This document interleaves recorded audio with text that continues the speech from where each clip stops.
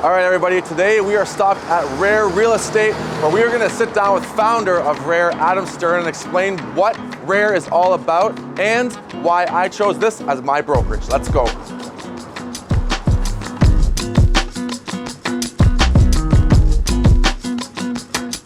All right, everybody, I am here with Adam Stern, founder of Rare Real Estate, and today we're gonna talk about what Rare is and what Rare is all about. All right, so Adam, tell us a little bit about yourself and your professional background.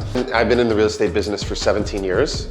I was trained by one of the first Canadian independent brokers. So I was trained really old school. I was very entrepreneurial from a young age. I started a business when I was 16, sold it when I was 20, and then got my license and had a really cool experience by being a 21-year-old with a real estate license that didn't have a single person in my world to buy or sell real estate. I got this incredible training that I received that I thought was the foundation of this business. As I grew, I won some Rookie of the Year awards, some sales awards. I was great at it, but I always had a business mind. I was thinking about the actual business in itself, and I was blown away by the failure rate.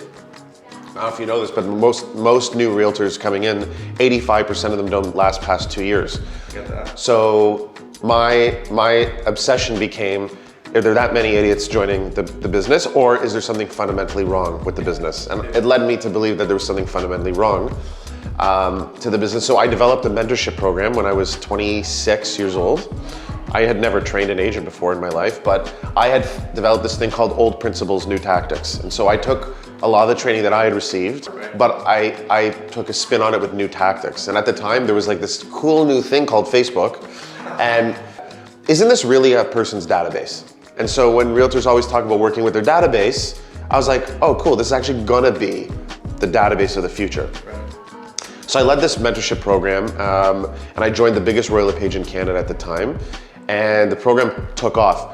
And then I shifted into management. So at 27 years old, I thought it'd be really cool to be the youngest manager on Treb, and I became the youngest manager on Treb. Actually worked for them for many years in management. Right. I've trained over 4,000 agents in the GTA, 16 offices, and been responsible for oversight of $12 billion of sales. Wow. Those are the fancy stats, but really what I am is the guy that agents call when they have a problem. And for years, I've been looked like a little bit of a out to lunch guy because I've always thought that something has to change. This brokerage business isn't really aligned with agents. Right. Prior to that, my partner and I used to own another brokerage that we've sold, and then here we are. We launched Rare. All right, so I've heard that not everybody can join Rare, so I know that there are some barriers of entry. So can you explain the barriers of entry to joining Rare, and why'd you do that? Yeah, it's a good point. So part of our model has a revenue share component. What we found and what we thought would be fundamental is that if you can figure out a service and a business model that works for a top producer, surely it would work for someone new. And I think new realtors need something different today.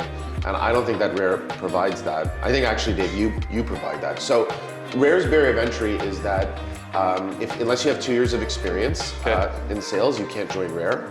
If you have less than 2 years of experience, you can join Rare, but under a team. Right. So why do we do that is because we think that not just today, going forward, the business is really suited for teams. Right. Our whole thesis is that teams will be the micro brokerage of the past and dominate specific areas. So it gives the new agent a way better shot at success. Definitely. And two, it gives them actual real life a situation rather than learning from a textbook. Sure. I use the swimming theory, right? Like you can't learn how to swim outside the pool. What is revenue share? Everyone talks about revenue share, rev share this, rev share that, but what is revenue share and why do you guys do that? The concept of sharing in the growth of a brokerage with your agents just makes sense. Once again, like you see it in the legal world with lawyers, you see it in insurance brokerages. We never really saw it in the real estate community. So Rare is only as good as the agents that represent it. For sure. So if someone like you, for example, Dave, who has an amazing reputation, who goes out, you're actually an ambassador of Rare. Right. You're promoting Rare. You're actually putting Rare in certain areas. How does it make sense that we get this and you do that and pay us So it doesn't actually make a lot of sense. And so what RevShare does fundamentally is it creates a relationship where it's a win-win strategy for both agent and the brokerage. The difference at Rare that anyone else has is, as you know, we don't offer RevShare to everyone. Right. RevShare is earned, and it's earned by production. And so what we think is that you have to first and foremost know how to sell real estate before you ambassador for Rare. And second of all, you also have to have a business. Rare, first and foremost, is a real estate brokerage, and we pride ourselves with our production of our agents. Because of that, we want to reward our agents that do produce, that do bring value to the company, to make them proud to put a Rare sign on their lawn because they're actually getting paid to do it. The reason why we don't see agents put their brokerage logos on their marketing is because there is zero relationship between their brokerage. The only reason why they do it is because it's for compliance reasons. If it wasn't for that, they wouldn't put it at all. And so I think it's very, very important. I think it's something that will be copied amongst the industry for sure. And I think it's something that will never go away. I think what Rare's doing with the revenue share, that's very, very different, is putting it in the hands of the right people. Now it's my turn to ask you some questions. You cool with that? I'm ready. Dave, like I said earlier in this chat, I've had my fair share of experience with many, many realtors. Something that stands out to me is your reputation. You have been in the business not that long. No. And you've really, really made a name for yourself, a brand for yourself, and a reputation for yourself. And you've seen success quite early on in your career. What do you attribute that to? Yeah, so I came from a athlete background. I played hockey overseas. My whole entire life has been in a team environment, so I thrive in team environments. But I came here, I knew nobody in the city of Toronto. So I knew that I needed to build my database, I needed to meet new people, be out there, network, and leases were the way that I built my business. I found that I could advertise leasing in a way that was free for me to generate multiple leads.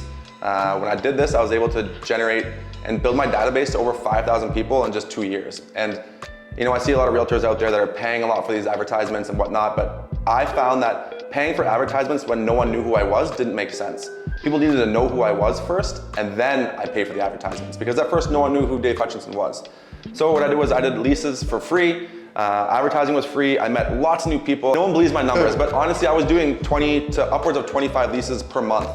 And I was literally put my head down and I told myself that my first 1 to 2 years in the business, I was gonna work in my business, make some money, so I was able to then work on my business. Leasing is not something that I told myself was gonna be a quick dollar, it was longevity. So every person that I worked with, I keep in contact with them still to this day. They're in my CRM. I have touch points with them every single year or every single quarter or whatever it is. Anytime, any update, I wish them happy birthday. I say hi, they all follow me on social media.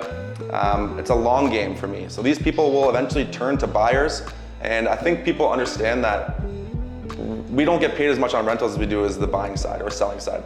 People know that for the most part, and they appreciate the amount of effort that you put into these clients for essentially very little money. It's actually more work to do a lease than a sale. Yep.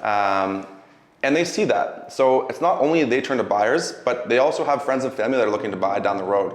In your early time of being a realtor and with success, you've actually had some experience at a few different brokerages. It's actually not a surprise to me that you didn't find your home, given what I know about you now and how you work. What made you join Rare?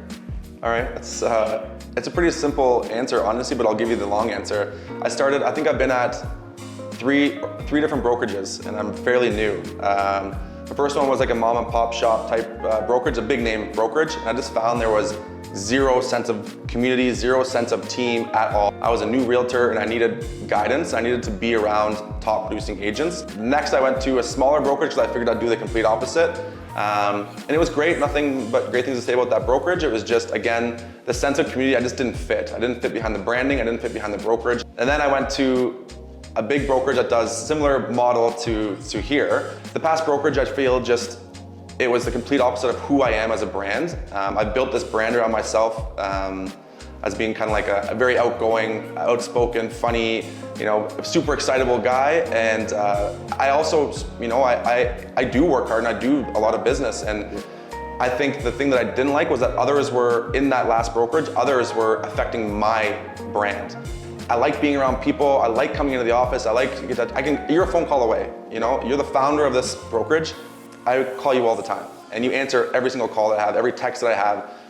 I didn't have that last brokerage, and no matter how much money you make or how well you're doing in this business, how much you know, you're always looking for someone else for guidance. They didn't have that. That in order to find actual real estate help, it was difficult because, not to say that there are bad agents at the last brokerage, but there were less top producing agents because their agents were all focused on recruitment. And then I heard about you, and it had the model that I believed in without the other garbage that I didn't like. Because I have a good brand behind my name, I don't need to reach out actively and say, hey, have you heard of Rare? Hey, have you heard of Rare? Right. Because I am doing what I'm doing anyways, and Rare is just as part of my brand.